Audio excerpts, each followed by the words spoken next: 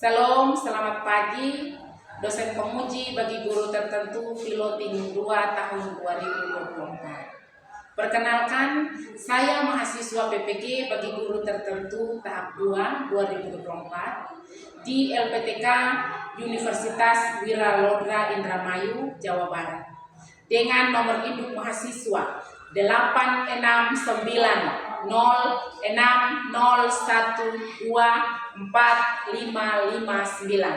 Saya Wilhelmina Abu SPD. Saya seorang guru bahasa Indonesia di SMA Kristen Maktihan, Kabupaten Malaka, Provinsi Nusa Tenggara Timur. Pada kesempatan hari ini, tanggal 4 Oktober tahun 2024, saya akan melaksanakan pembelajaran guna memenuhi tugas ujian kinerja PPG bagi guru tertentu tahap 2 2024. Untuk lebih jelasnya, berikut adalah video yang saya lakukan. Mohon masukan dan saran untuk proses pembelajaran saya. Akhir kata, saya ucapkan terima kasih. Shalom, selamat pagi. Siap.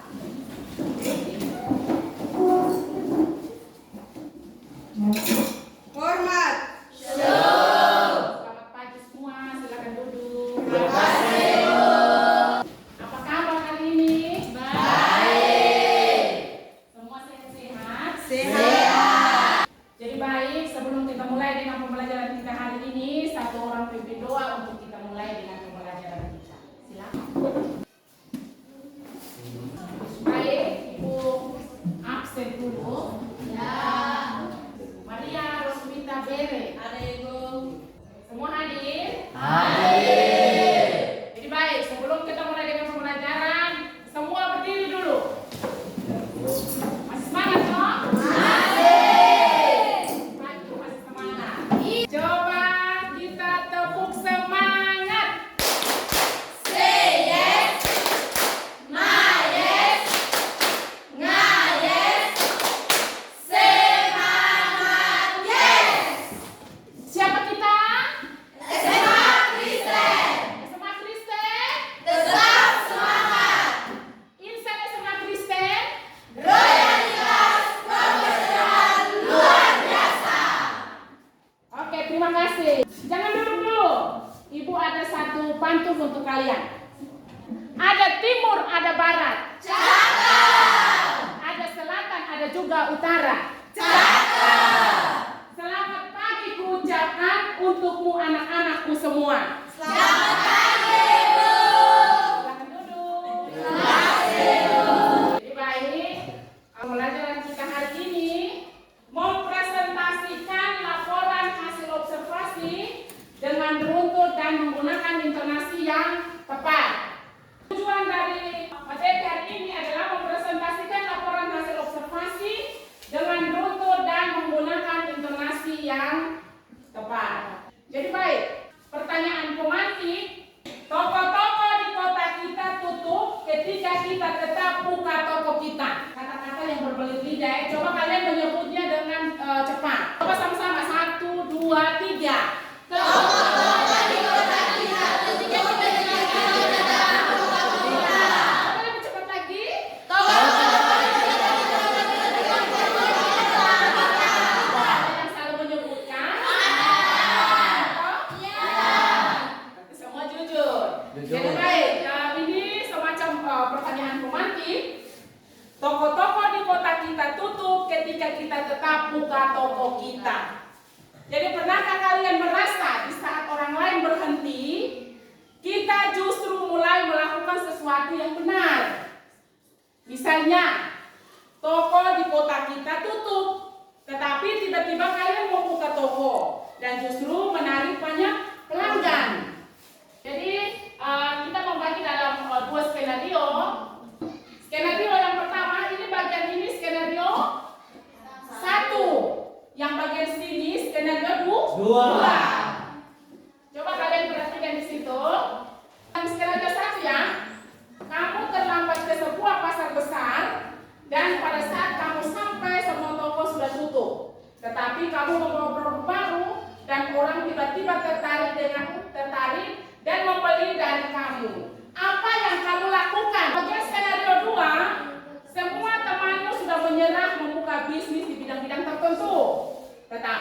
kamu baru mulai dan ternyata kamu mendapat peluang besar.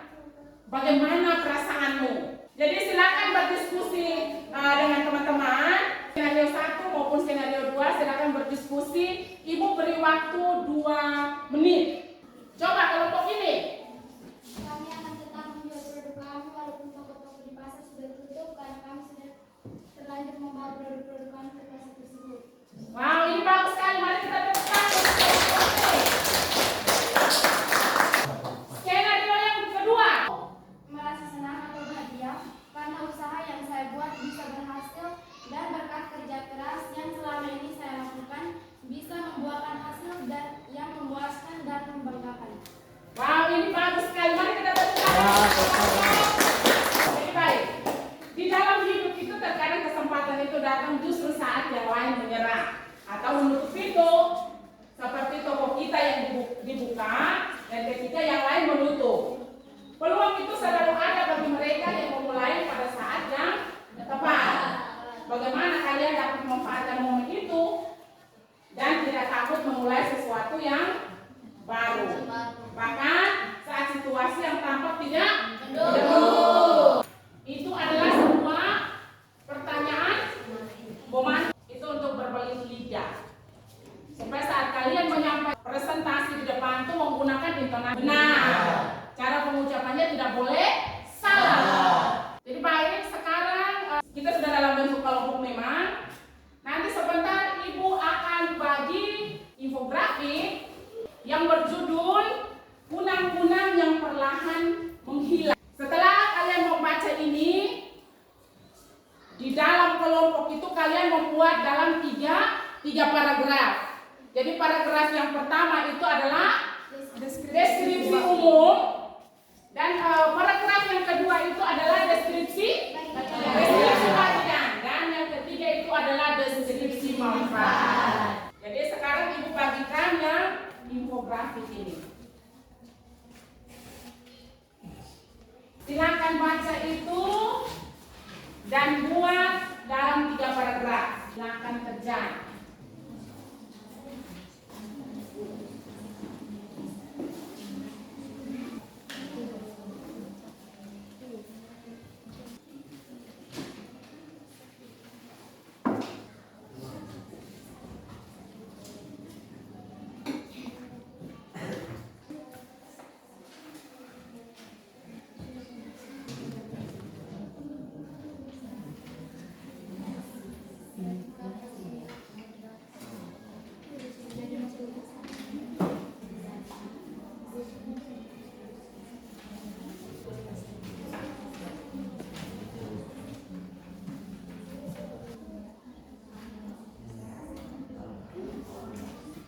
Silakan kerja, waktunya sisa 6 menit lagi. 4 menit lagi. Ada yang kerja, waktu sisa 3 menit lagi. Aku mau tanya dulu, ini scrapbook yang minggu lalu kalian buat itu semua bawa? Nanti sebentar habis presentasi ini.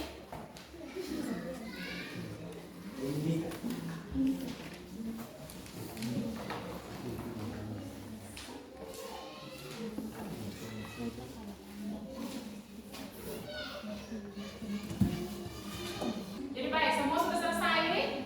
Dan kelompok 1 bagaimana? Sudah. Kelompok 2? Sudah. Kelompok 3? Sudah. Dari kelompok 1 maju dulu untuk presentasi dan hasil. Sebelum kita mulai dengan presentasi, Ibu ada lagi satu pantun untuk kalian. Pantunnya seperti ini. Jalan-jalan ke Jakarta. Berkunjunglah ke kota tua. Berhitung 1, 2, 3. Presentasi segera kita buka.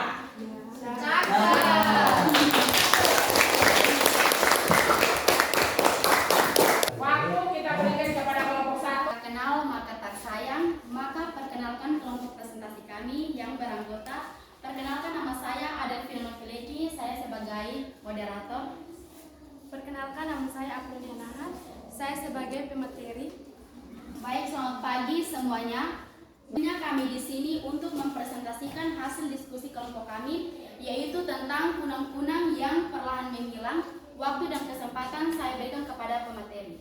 Terima kasih moderator. Langsung saja kita masuk pada materi. Bagian yang pertama yaitu pernyataan umum. Kunang-kunang adalah jenis serangga yang dapat mengeluarkan cahaya jelas terlihat saat malam hari. Cahaya ini dihasilkan oleh sinar dingin. Kemudian presentasi dari kami. Jika ada pertanyaan, akan kami sediakan jawaban, bukan harapan, karena kami di sini presentasi, bukan mengisi hati yang sunyi. Waktu dan kesempatan saya berikan kepada setiap kelompok. Silakan. Baik, terima kasih atas waktu dan kesempatan yang diberikan kepada saya. Bagaimana cara kunang-kunang berkembang biak? Baik, kami akan menjawab pertanyaan dari kelompok 3. Cara kunang-kunang berkembang biak adalah bertelur pada saat hari gelap. Telur-telurnya yang berjumlah antara 100 sampai 500 butir diletakkan di tanah, ranting, rumput, di tempat berlumut atau di bawah dedaunan. Baik, mari kita tepuk tangan untuk kelompok 1 yang sudah. Bagaimana cara mencegah kunang-kunang agar tidak punah? Sekian dan terima kasih. Baik, kami akan menjawab pertanyaan dari kelompok 2. Hal terbaik yang kita lakukan untuk mendukung pengendalian kunang-kunang adalah berhenti menggunakan bahan kimia untuk rumput dan pestisida berspektrum luas. Baik, mari kita tepuk tangan untuk kelompok. Baik, inilah hasil presentasi kami. Sekian dan terima kasih.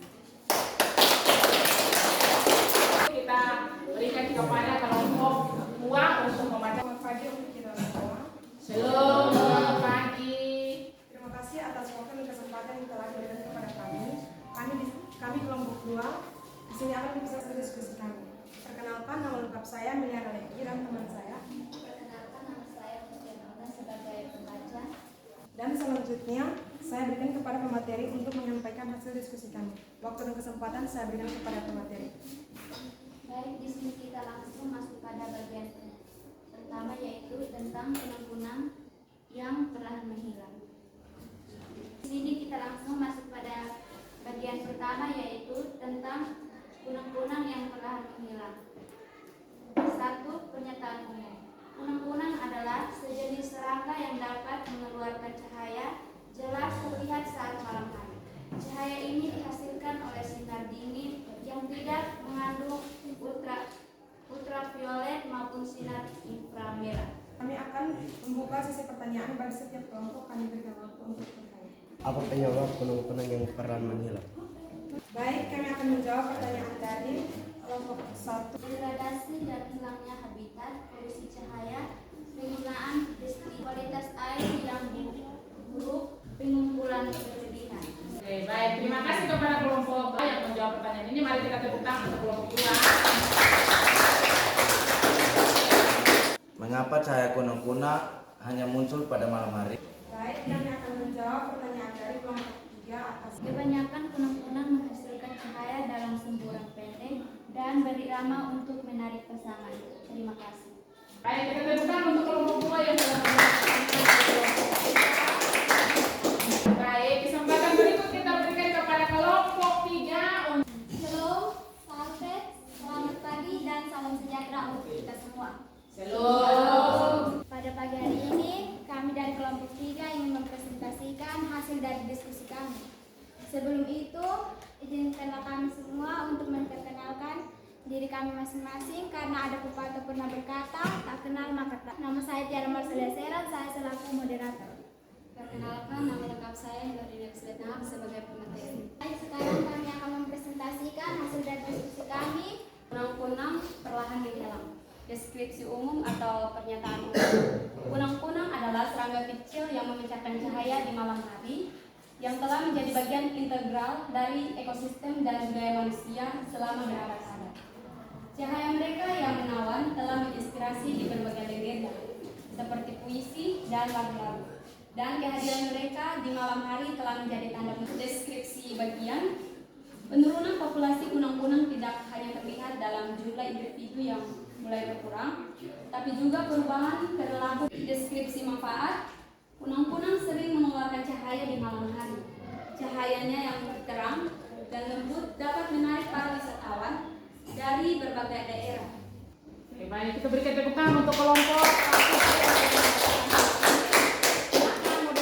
Sekarang kami langsung saja buka sesi tanya jawab.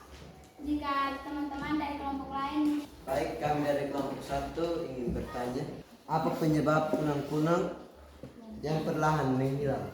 baik sekarang waktu dan kesempatan saya Penyebab kunang-kunang yang perlahan mulai hilang terjadi karena populasi cahaya, pestisida, dan hilangnya habitat, serta urbanisasi dan perubahan. Baik, kita beri tepuk tangan untuk kelompok yang bisa menjawab. Silakan dari kelompok 2. Bagaimana cara kunang-kunang bertahan hidup?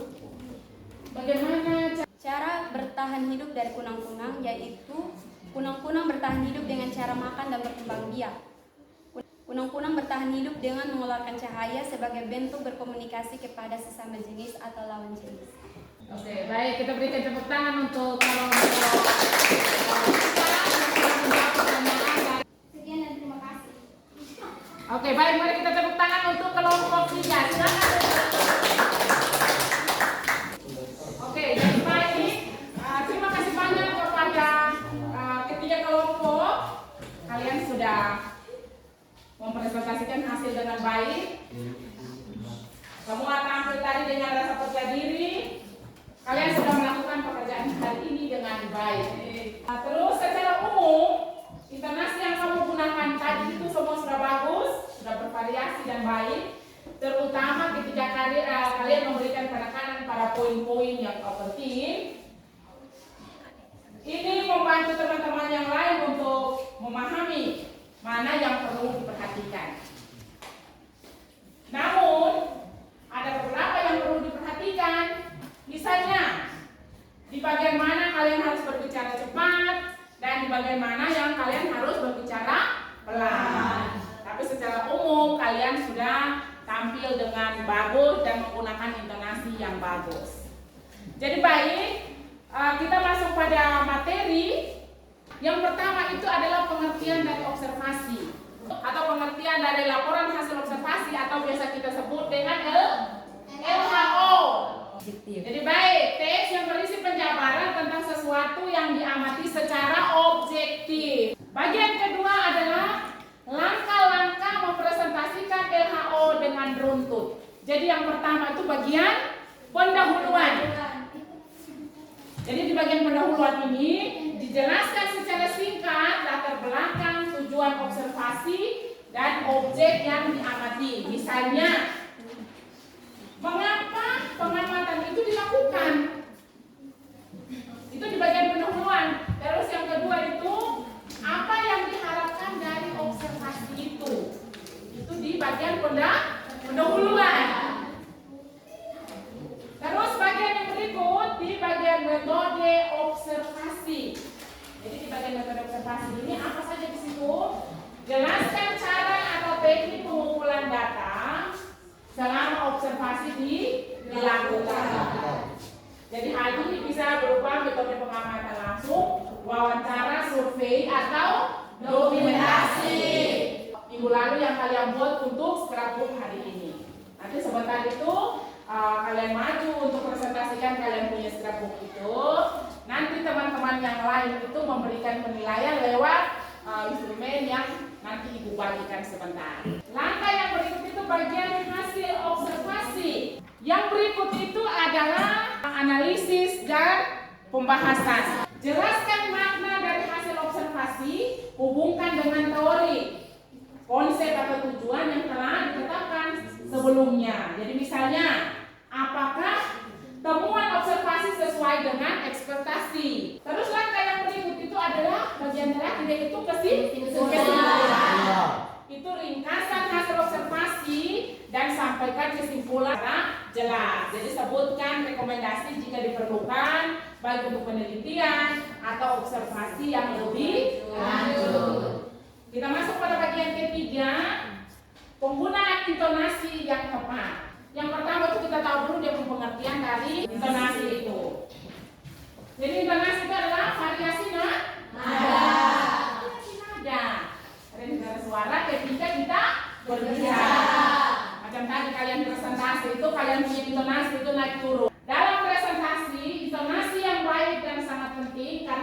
menarik perhatian dari audiens. Jadi saat kita mempresentasikan di depan itu, perhatikan kita punya intonasi supaya teman-teman itu atau audiens yang melihat itu mereka bisa memahami apa yang kita sampaikan. Ini ada beberapa teknik untuk mengatur intonasi dalam presentasi. Yang pertama adalah penekanan pada kata kunci. Tekniknya, berikan penekanan pada kata atau frasa penting dengan meningkatkan volume atau mengubah nada suara. Jadi pas mungkin dia punya bagian penting, silakan volume nadanya dinaikkan.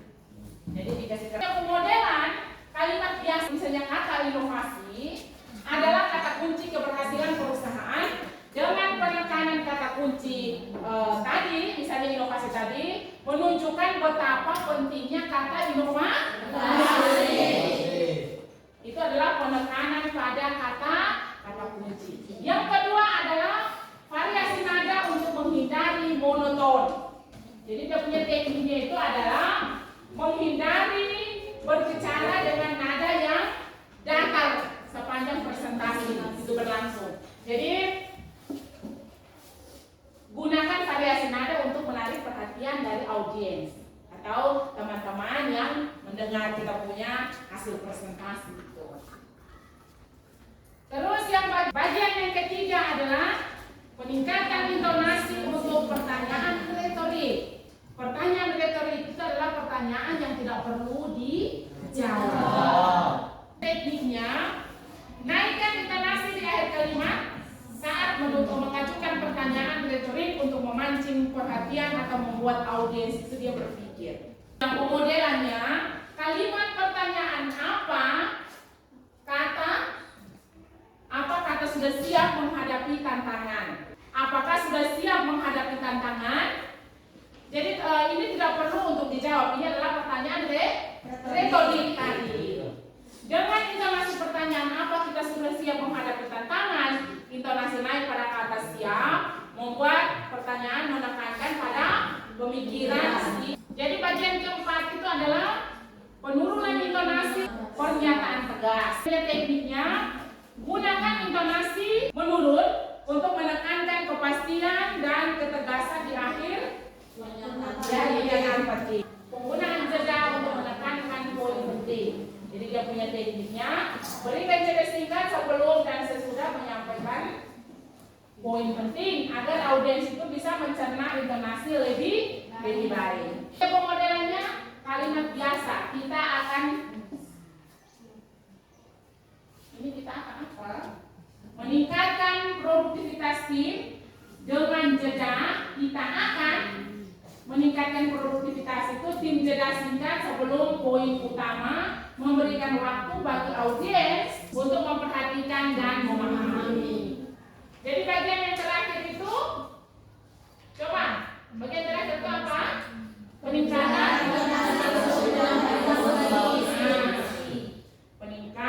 intonasi untuk menambah emosi. Jadi tekniknya adalah gunakan tingkatan pada tanda kalimat tertentu untuk menunjukkan semangat atau antusiasme.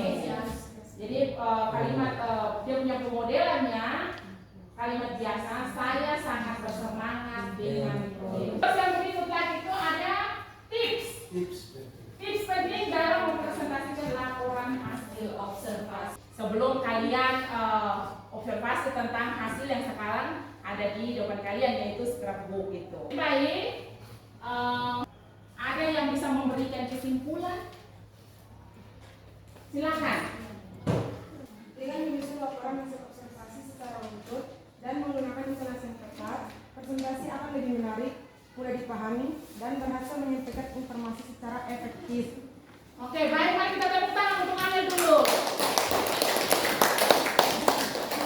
Jadi dengan menyusun laporan hasil observasi secara runtut dan menggunakan intonasi yang tepat, maka presentasi itu akan lebih menarik dan mudah dipahami dan berhasil menyampaikan informasi secara efektif. Jadi baik. Jadi tadi kita sudah bahas bersama tentang intonasi, dia punya pengertian dari observasi. Kesimpulannya adalah pembelajaran teknik mengatur intonasi dalam presentasi itu adalah bahwa intonasi memiliki peran penting dalam menyampaikan pesan dengan jelas dan efektif. audiens dan menekankan poin penting, menambah variasi dan menyampaikan materi sehingga tidak monoton. Jadi dengan memperhatikan beberapa teknik yang ada, presentasi berjalan sesuai dengan yang diharapkan. Oke, baik. Jadi di situ ada berapa teknik dalam mengatur intonasi dalam presentasi? Jadi yang pertama itu adalah penekanan pada kunci. Yang berikut, yang ketiga, peningkatan intonasi untuk penerimaan teori.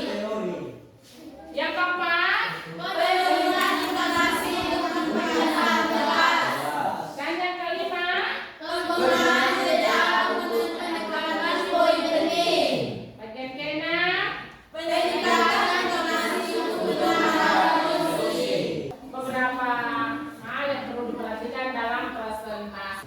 Jadi baik, kesimpulan tadi sudah disimpulkan oleh teman kalian, yaitu pembelajaran ini teknik mengatur intonasi dalam presentasi itu bahwa intonasi itu memiliki peran penting di dalam presentasi. Oke, baik. Sebelum kita tutup pembelajaran kita, Ibu ada lagi satu pantun untuk kalian. Jadi perhatian untuk semua, kenapa setiap pembelajaran itu selalu diselipkan dengan pantun. Ini perintah dari Kepala Dinas Nusa Tenggara Timur, NTT. Jadi guru bahasa Indonesia itu setiap kali masuk harus menyiapkan 3 pantun. Jadi pantun sebelum pembelajaran di bagian pendahuluan, dan pantun yang kedua itu di bagian inti, dan pantun yang ketiga itu di bagian kesimpulan. Jadi punya pantun ini seperti ini. Belajar dengan guru bahasa Indonesia. Setelah itu pulang ke rumah. Sebelum tutup pembelajaran hari ini, mari kita mengucapkan salam. Jadi baik, pembelajaran kita di minggu depan itu adalah kita sudah masuk pada bab 2 karena pertemuan tentang hasil observasi ini pertemuan terakhir, dan minggu depan itu kita sudah masuk pada bab 2.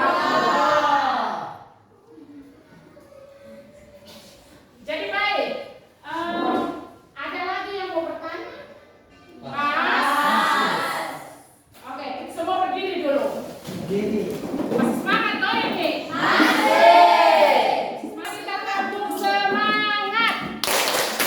Say yes, my yes, nah yes, semangat yes. Siapa kita? SMA Kristen. SMA Kristen tetap semangat. Insan SMA Kristen loyalitas profesional luar biasa. Wow, mereka masih. Jadi baik, mungkin pembelajaran kita sampai di sini saja. Sebelum kita pulang, satu orang pimpin doa. Loni. Guru, teman-teman, sebelum kita mengakhiri pelajaran kita pada hari ini, marilah kita menutup dengan doa. Terima kasih kepada Loni yang sudah. Siap sudah? Siap. Hormat. Semua silakan.